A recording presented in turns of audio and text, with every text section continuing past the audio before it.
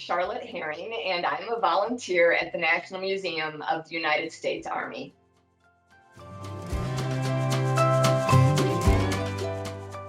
I've been looking for a volunteer opportunity with the military, and working at the museum gave me the opportunity to share my Army story and hopefully catch up with friends that I met through my Army career.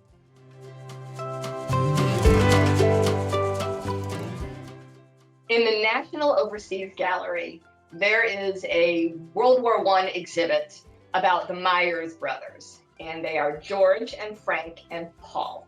And they served overseas, and we have portions of each of their uniforms, as well as a coat and 2 helmets.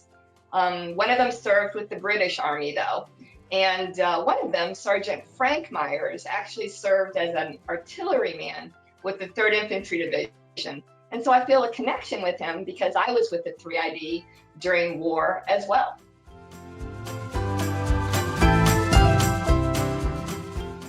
Oh, that's an easy one. It's catching up with the fellow veterans that I served with through the years.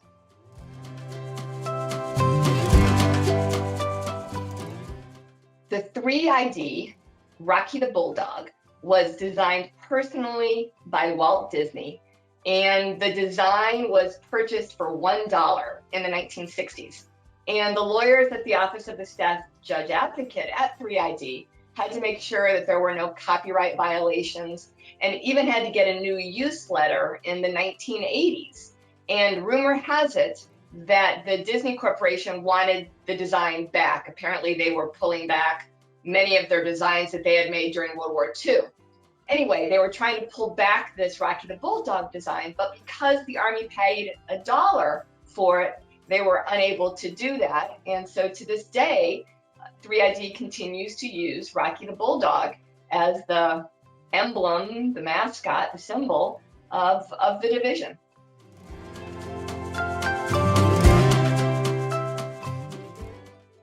It's probably my experience deploying in 2003. I was a 40-year-old female lawyer, and I deployed with an Army at war, and it was absolutely the most empowering and extraordinary experience of my life. And I proved to myself that I couldn't just survive, that I could thrive in that environment.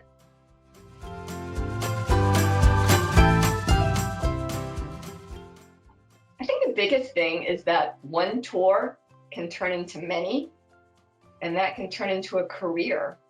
And the friendships and the sense of purpose that you gain from serving your country follows you the rest of your life.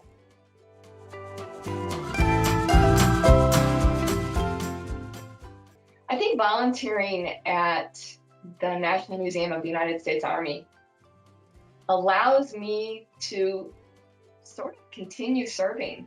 I retired about 10 years ago, and I've always been looking for something that gave me that profound sense of purpose that you get when you're in the Army. And albeit in a smaller degree, I think working at the museum has allowed me to have that.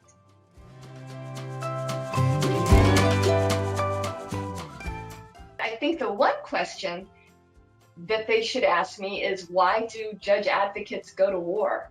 Because probably that is the most often asked question I have received in the last 10 years. In a deployed environment, life still goes on. Soldiers are getting divorced, and they get Dear John letters, and they need a judge advocate to help them with a separation agreement, or they have landlord-tenant issues. They need to update their wills and their powers of attorney.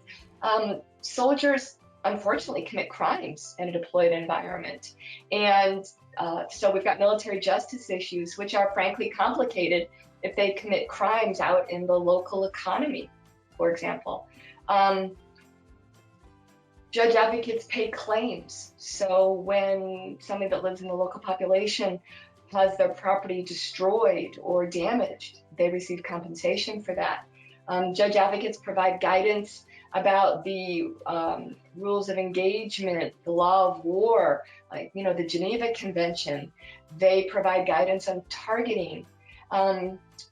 They serve as the person who reviews all of the administrative investigations that take place in the command. After every soldier is killed or dies in a deployed environment, there's an investigation, and we provide a legal review on that investigation. And if necessary, judge advocates help stand up a new justice system. And that is something that we actually did in Iraq when I was there.